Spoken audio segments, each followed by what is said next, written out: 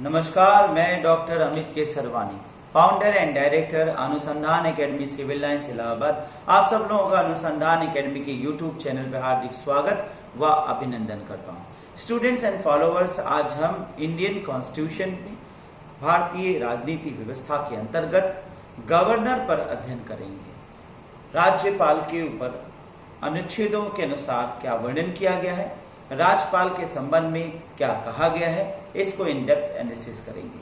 तो सबसे पहले राज्यपाल पर आर्टिकल नंबर 153 पे चर्चा करेंगे।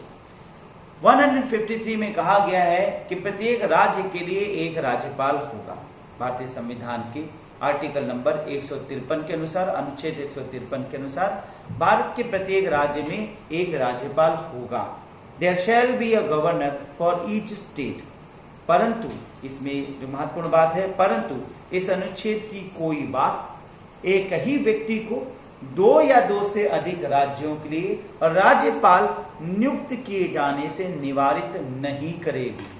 Provided that nothing in this article shall prevent the appointment of the same person as governor for 2 or more than 2 states. इसका मतलब एक ही व्यक्ति को एक से अधिक राज्यों का राज्यपाल बनाया जा सकता है। आर्टिकल नंबर 154 की बात करते हैं। राज्य का कार्यपालिका शक्ति का समाहित होना। इसमें कहा गया है कि राज्य की कार्यपालिका शक्ति राज्यपाल में निहित होगी और वह इसका प्रयोग इस संविधान के अनुसार स्वयं या अपने अधीनस्थ अधिकारियों के द्वारा करेगा। ठीक इसी प्रकार से जैसे केंद्र की कार्यपालिका शक्ति राष्ट्रपति में समाहित होती है, वैसे ही यहाँ आर्टिकल नंबर 154 में कहा गया है कि राज्य का कार्यपालिका शक्ति राज्यपाल में निहित होगा। इसी अनुच्छेद में कहा गया है कि इस अनुच्छेद की कोई बात किसी विद्यमान विधि द्वारा किसी अन्य प्राधिकारी को प्रदान किए गए कृत्य राज्यपाल को अंतरित करने वाली नहीं समझी जाएगी। यानी राज्यपाल की शक्तियों में कटौती नहीं की जाएगी। राज्यपाल के अधीनस्थ किसी प्राधिकारी को विधि द्वारा कृत्य प्रदान करने से संसद या राज्य के विधानमंडल को निवारित नहीं करेगी।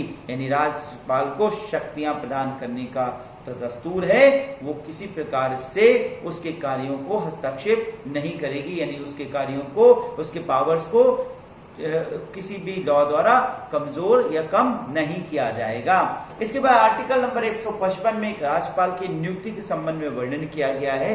कहा गया है कि राज्य के राज्यपाल को राष्ट्रपति अपने हस्ताक्षर और मुद्रा सहित अधिपत्र द्वारा नियुक्ति करेगा। That is, the governor of the state shall be appointed by the president by warrant under his hand and seal। यानी कौन इसकी नियुक्ति करता है?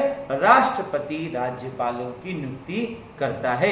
156 आर्टिकल नंबर 156 में राज्यपाल की पदावधि का वर्णन करते हुए कहा गया है कि राज्यपाल राष्ट्रपति की इच्छा पर्यंत पद धारण करेगा।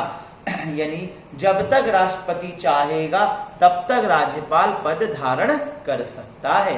राज्यपाल राष्ट्रपति को संबोधित अपने हस्ताक्षर सहित लेख द्वारा अपना पद त्याग सकेगा और राज्यपाल जब भी पद त्यागना चाहेगा वो राष्ट्रपति को बाकायदे लिखित रूप से अपना रेजिग्नेशन सौंप सकता है। इस अनुच्छेद की पूर्वगामी उपबंधों के अधीन रहते हुए राज्यपाल अपने पद ग्रहण की तारीख से 5 वर्ष की अवधि तक पद पर धारण करेगा। सामान्य रूप से एक बार वह पद पर आसीन होगा, 5 वर्ष तक वह पद को धारण करेगा। परंतु यहाँ यह कहा गया कि राज्यपाल अपने पद की अवधि समाप्त हो जाने पर भी तब तक पद धारण करता रहेगा जब तक उसका उत्तराधिकारी अपना पद ग्रहण नहीं कर लेता। यानी जब तक दूसरा राज्यपाल नियुक्त नहीं हो जाता और वह अपने पद को शपथ के रूप में ग्रहण नहीं कर लेता। इसके बाद आर्टिकल नंबर 157 में चलते हैं, जिसमें कहा गया राज्यपाल नियुक्त होने के लिए क्या अर्हताएं हैं। कहा गया है कि कोई व्यक्ति राज्यपाल नियुक्त होने का पात्र तभी होगा जब वह भारत का नागरिक हो। प्रथमता, जब वह भारत का नागरिक हो। दूसरी बात, 35 वर्ष की आयु पूरी कर चुका हो। 35 वर्ष की आयु पूरी कर चुका हो। इसके बाद आर्टिकल नंबर 160 में कुछ आकस्मिकताओं में राज्यपाल के कृत्यों का निर्वहन है।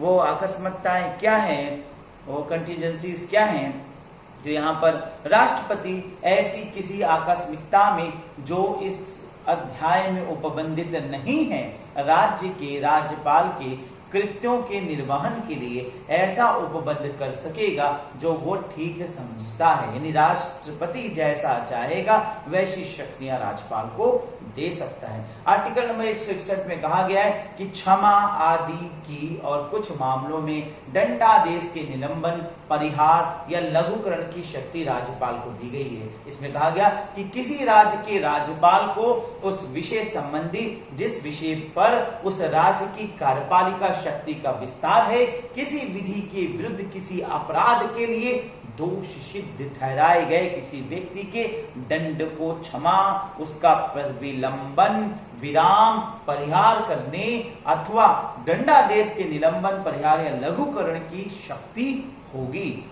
आर्टिकल नंबर 162 में राज्य की कार्यपालिका शक्ति के विस्तार के संबंध में कहा गया है, इस संविधान के उपबंधों के अधीन रहते हुए किसी राज्य की कार्यपालिका शक्ति का विस्तार उन विषयों पर होगा जिसके संबंध में उस राज्य के विधानमंडल को विधि बनाने की शक्ति है, परंतु जिस विषय के संबंध में राज्य के विधानमंडल और संसद को विधि बनाने की शक्ति है, उसमें राज्यों की कार्यपालिका शक्ति इस संविधान द्वारा या संसद द्वारा बनाई गई किसी विधि द्वारा संघ या उसके प्राधिकारियों को अभिव्यक्त रूप से प्रदत्त कार्यपालिका शक्ति के अधीन और उससे परिसीमित होगी। Subject to the provisions of the constitution, the executive power of the state shall extend to the matters with respect to which the legislature of the state has power to make laws, provided that in any matter with respect to which the legislature of the state and parliament have power to make laws, the executive powers of the state shall be subject to and limited by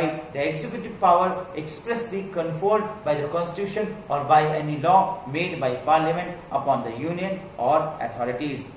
इस प्रकार राज्यपाल की कार्यपालिका की शक्ति का विस्तार किया गया है।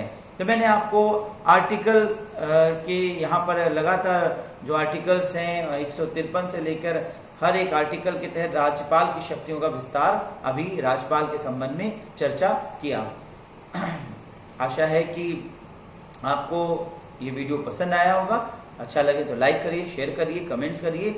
जल्द ही मैं कुछ और भी संवैधानिक तत्वों के साथ नए वीडियो में आपके साथ मुलाकात करूंगा। तब तक के लिए धन्यवाद, नमस्कार।